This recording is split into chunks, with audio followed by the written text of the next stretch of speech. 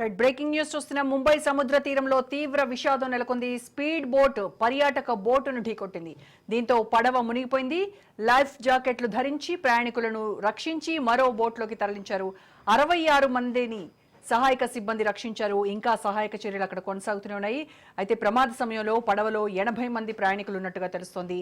ఎలిఫెంటా దీవికి వెళ్లొస్తుండగా ఈ సంఘటన చోటు చేసుకుంది.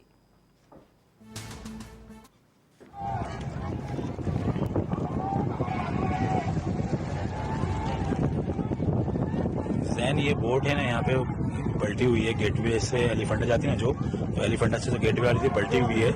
ये लाइव ले रहा हूँ मैं। ठीक, ముంబై బోట్ యాక్సిడెంట్ కి సంబంధించి పూర్తి సమాచారం మా ప్రతినిధి రాజు నడుదాం. రాజు, బోట్ యాక్సిడెంట్ అక్కడ పర్యాటక బోటు అలాగే స్పీడ్ బోటు ఈ రెండు ఢీకొనడం వల్ల జరిగింది. ఇంకా సహాయక చర్యలు కొనసాగుతున్నట్టుగా తెలుస్తోంది. పూర్తి సమాచారం ఏంటి?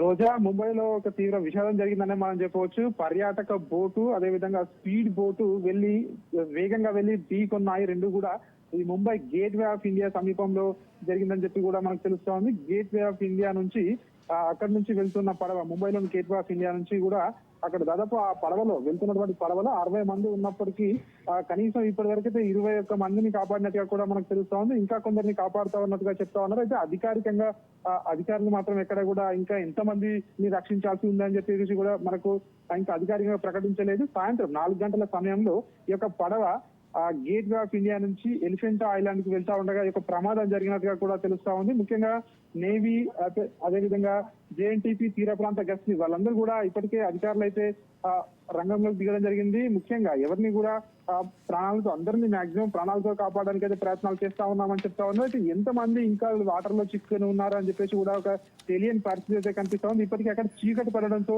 సహాయక చర్యలకు కూడా ఇబ్బందిగా మారిందని చెప్పేసి కూడా తెలుస్తా ఉన్న పరిస్థితి కనిపిస్తా ఉంది. అయితే సహాయక చర్యలు అయితే కొనసాగుతాయి. ఖచ్చితంగా అందరినీ కూడా కాపాడుతామని చెప్పినప్పటికీ ఇంకా దాదాపు 20 మందికి పైగానే ఇంకా వార్తల్లో ఉన్నట్టుగా కూడా తెలుస్తా ఉంది. ఇప్పటికే లైఫ్ జాకెట్లు కూడా చాలా మంది తీసుకున్న అధికారులు అయితే ఇక్కడికి హుటాహుటిన గజ ఈతగాళ్లతో పాటు అది నేవీ అధికారులు కూడా అక్కడికి వెళ్లారు.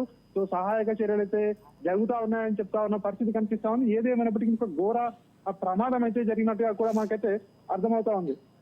రైట్ రాజు.